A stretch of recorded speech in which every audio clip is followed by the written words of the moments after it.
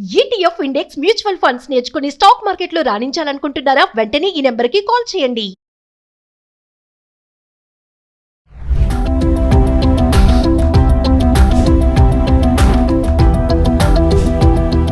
నమస్తే, welcome back to Suman TV. ప్రస్తుతం మనతో పాటు ఉన్నారు consumers affairs committee chairman Mandari Krishna Reddy గారు.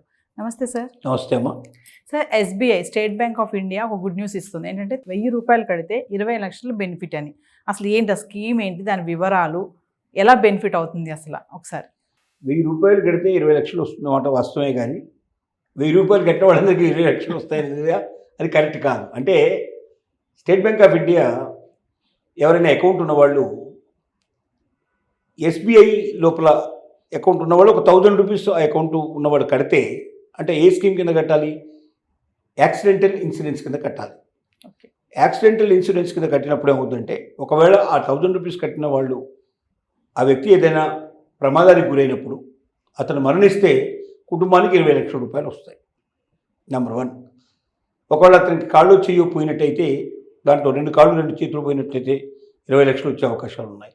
ఒక కాలు ఒక చేయి పోతే తక్కువ వచ్చే అవకాశాలు ఉన్నాయి, కానీ కొంత అమౌంట్ వస్తుంది, గ్యారెంటీగా 10 లక్షల పైన వస్తుంది. అలాగే ఇంజురీస్ ఇట్లా ఉన్నాయి, అతను హాస్పిటల్లో జాయిన్ అయితే అతను కొంత హాస్పిటల్ ట్రీట్మెంట్ కొంచెం దొరికే అవకాశాలు ఉంటాయి. తర్వాత వాళ్ళ పిల్లల చదువు చనిపోయినట్టయితే పిల్లలు చదువుకోవడానికి కొంత డబ్బు వాళ్ళు సాయం చేసే అవకాశాలు ఉంటాయి. హాస్పిటల్లో ప్రతిరోజు ట్రీట్మెంట్ కొంత డబ్బు వస్తుంది. ఇలాంటివి రకరకాలైనటువంటి హెల్ప్ జరిగే అవకాశాలు ఉన్నాయి. అంటే మామూలుగా ఇది మనం బయట కట్టాలంటే చాలా డబ్బు ఖర్చు అవుతుంది. కానీ state Bank of India 1000 rupees scheme ఎందుకు పెట్టిందంటే, లక్షల మంది కడతారు ఒకేసారి, కొన్ని లక్షల మంది, కోట్ల మంది కడతారు. కాబట్టి అది భారతదేశంలోనే కాదు, వాళ్ళ అగ్రగామైన బ్యాంకు నెంబర్ 1 ప్లేస్లో ఉంది. అంటే అన్ని బ్యాంకులు దాంట్లో విలీనం చేశారు. కాబట్టి ఇప్పుడు అది ప్రపంచంలోనే 2వ 3వ స్థానంలో ఉన్నటువంటి బ్యాంక్గా ప్రఖ్యాతి చెందింది. అంటే ఆ స్థాయికి చేరుకుంది. ఇంత పెద్ద బ్యాంకులో కోట్లాది మంది కస్టమర్స్ ఉంటారు కాబట్టి, ఈ కోట్లాది మంది 1000 రూపీస్ పే చేస్తారు కాబట్టి, ఇంత పెద్ద ఇన్సూరెన్స్ ఒకేసారి స్టార్ట్ అవుతుంది. కాబట్టి అక్కడ 1000 రూపీస్ కట్టినా సాధ్యం అవుతుంది, అంటే వాళ్ళు ఇవ్వగలుగుతారు. అదే వేరే దాంట్లో మనం డైరెక్ట్ వెళ్ళి కట్టాలంటే, ఈ రకంగా 20 లక్షల రూపాయలు బెనిఫిట్ కావాలంటే చాలా డబ్బులు పే చేయాల్సి వస్తుంది ఇన్సూరెన్స్ డైరెక్ట్ కడితే. కాబట్టి దీన్ని ఉపయోగించుకొని ప్రతి ఒక్క కస్టమర్ కూడా, అంటే బ్యాంకులో అకౌంట్ ఓపెన్ చేయాలంటే కూడా స్టేట్ బ్యాంక్ ఆఫ్ ఇండియాలో ఎక్కువ డబ్బు కాదు, ఎందుకంటే నేషనలైజ్ బ్యాంక్ కాబట్టి చాలా తక్కువ డబ్బుతో మనం ఓపెన్ చేసుకునే అవకాశం ఉంటుంది. దాంట్లో ఈ 1000 రూపాయలు మళ్ళీ ఈ స్కీమ్ కోసం ప్రత్యేకంగా చేయాలి. అంటే దాంట్లో అకౌంట్ లేని వాళ్ళకి ఇది సాధ్యం కాదు. స్టేట్ బ్యాంక్ ఆఫ్ ఇండియాలో అకౌంట్ ఉన్న వాళ్ళకి మాత్రమే ఈ 1000 రూపీస్ ఇన్సూరెన్స్ కోసం కట్టుకున్నట్టయితే, యాక్సిడెంటల్ ఇన్సూరెన్స్ కోసం కట్టుకున్నట్టయితే వాళ్ళ కుటుంబానికి చాలా మేలు జరిగే అవకాశం. ఒక 1000 రూపాయలు సంవత్సరానికి ఎవ్రీ ఇయర్ 1000 రూపీస్ పే చేసుకుంటే వాళ్ళకు ఆ ఇయర్లో ఏదైనా జరిగినట్టయితే ఆటోమేటిక్గా డబ్బులు వచ్చే అవకాశాలు ఉంటాయి.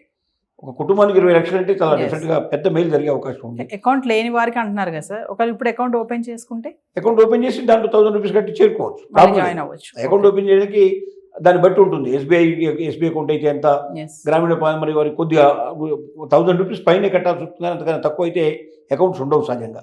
1000 రూపాయలు కట్టేసి అకౌంట్ ఓపెన్ చేసుకోవచ్చు.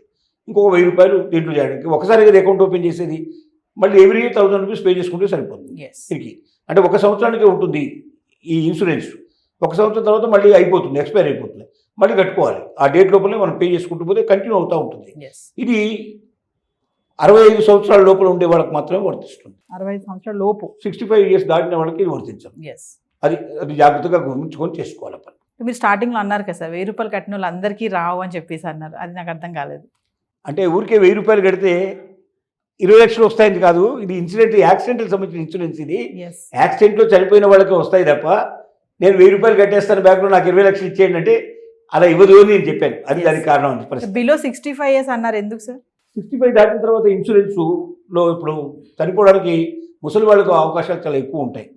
అంటే వాళ్ళు మామూలు కూడా చనిపోయే అవకాశం ఉంది, యాక్సిడెంట్లో కూడా తొందరగా యాక్సిడెంట్లు అయ్యే అవకాశాలు ఉన్నాయి. వాళ్ళకి చూపు సరిగ్గా లేకపోవడం వల్ల, నడక సరిగ్గా లేకపోవడం వల్ల సమస్యలు వస్తాయి. ఉద్దేశంతో 65కి మాత్రమే దీన్ని పరిమితం చేశారు. బట్ 75 దాకా ఇచ్చేటువంటి కొన్ని బ్యాంకులు కూడా ఉన్నాయి. కొన్ని బ్యాంకులు మనం ప్రత్యేకంగా తెలుసుకొని వెళ్ళాలి. Thank you sir.